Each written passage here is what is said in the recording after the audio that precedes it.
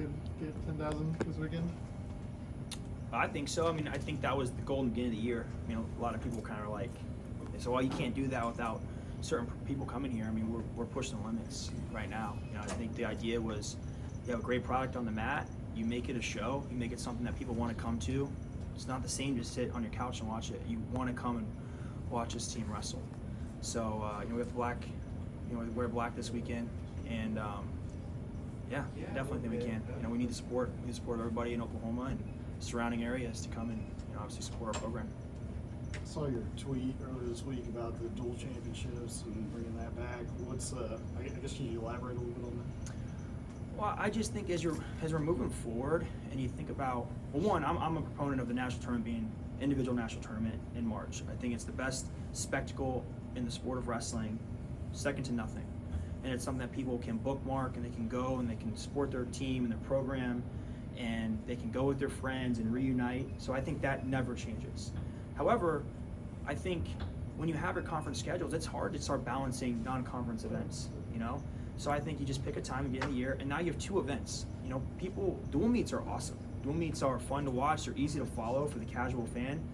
I think you pick it at the beginning of the year before the conference tournaments start, conference events start, and you know, you get the best teams to come compete. And you're incentivized to wrestle your best lineup. And yeah, I mean, but also as we move forward, we have to figure out ways that we can continue to market our teams and our programs and the guys that are on the mat. You know, that's the future. So I think having both sets a good schedule, and I think it's something the kids will want to look forward to, the programs look forward to. But I don't want to move away from the national championship. It's being decided as is. But I do think a national duels would be great for wrestling. So from a formatting standpoint, from your perspective, what would that look like if they were to bring it back? I think you take the national tournament, individual national tournament in March, and then there's a lot of people that are really smart and they do rankings, and you pick the best 8 teams. You know, the projected best 8 teams or the projected best 16 teams. Probably 16 would be 2 days, 8 would be 1 day. You pick a date in November, and people can prepare for it, get ready, and then you can alter your schedule and prepare it as needed. I think that's a pretty fun event. What are kind of your takeaways or takes for West Virginia coming up this weekend? It's a good team. You know, I just think it's there are no letdowns in wrestling. You know, I think you constantly have to be challenged. You got to continue to stay present in the match that you're in, and then optimistically be looking forward, obviously. And as we move forward, we're 1 day closer, 1 event closer to the national tournament.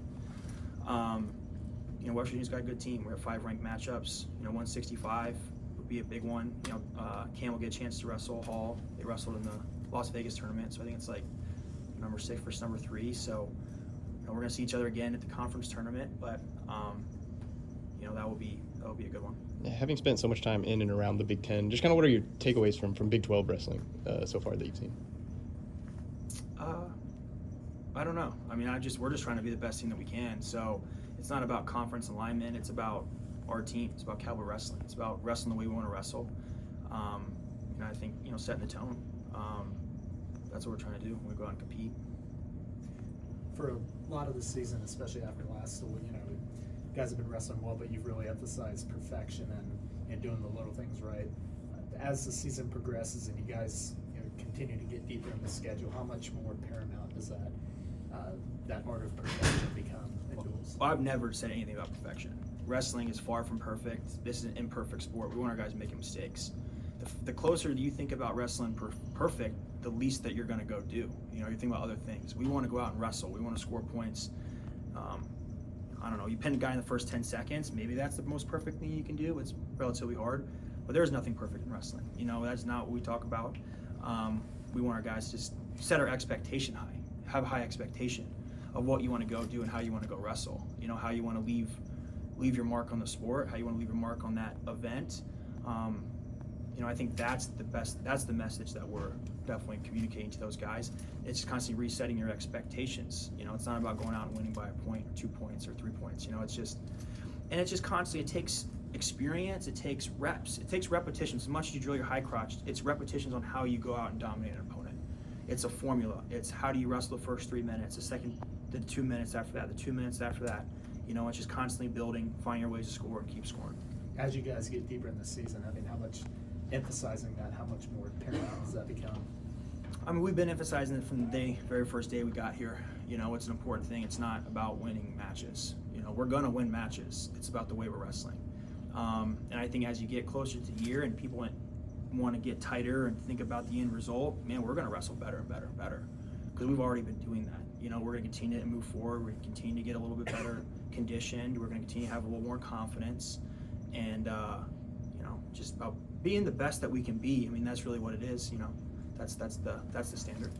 When you talk about guys making mistakes, does that fit in with kind of your aggressive style that you've kind of implemented? Like, don't be afraid to make a mistake, and Yeah. as you're going fast. Yeah, I mean, I think we're well-rounded. I think our guys are comfortable in a lot of situations. So we want to challenge people in situations, you know, make them a little uncomfortable.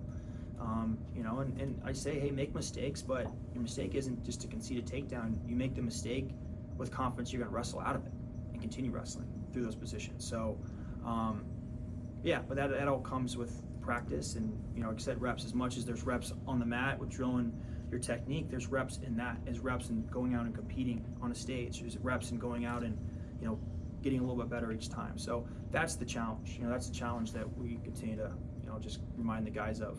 I think when you're doing that, you're going to get your best versions. In your opening press conference, I remember you talking about your wife beating you in one of your first matches. This week they announced D1 women's wrestling is getting approved for the sanctioned by the NCAA. Kind of, what's your take on that? Well, I pinned my wife. Oh, Yeah. sorry, I had it backwards. But no, yeah, I you know, yeah, I have 3 girls. You know, we're practicing wrestling. You know, every morning we wake up. You know, we're working our penetration steps, and I think women's wrestling is growing very fast. One of the fastest growing sports in the world. So yeah, it'll be good opportunity. You know, to showcase the Cowgirls this weekend, and you know, Isaac Leznick and has been doing a really good job with them, and yeah, I think it's a great thing. I think, you know, women's wrestling is continuing to grow, and however we can support that's important. You mentioned guys wrestling out of certain situations. Luke Server seems to find himself in some really odd ones sometimes. How unique is the talent that he has to get out of some of those? Yeah, Luke's unique. You know, to be, you know, his size at 197 pounds. I mean, he can do a lot of things. You know, he can wrestle in a lot of positions. You know, so just continue to challenge and encourage him. And you know, Luke's a very fun guy to coach because he's willing to go implement the stuff that we're working on. He's doing it. You know, it's been match after match after match. It's we talk about something, work on something, and he's out doing it. You know, his last match, that he had that scramble where he's almost going to his back and finish on top. That was a position we literally just worked on 2 days ago. You know, so he just has a good feel in those things, and he knows it's a way that he can challenge his opponents uniquely, and just encourage him to continue to do that, which is going to help him, you know, perform at his best.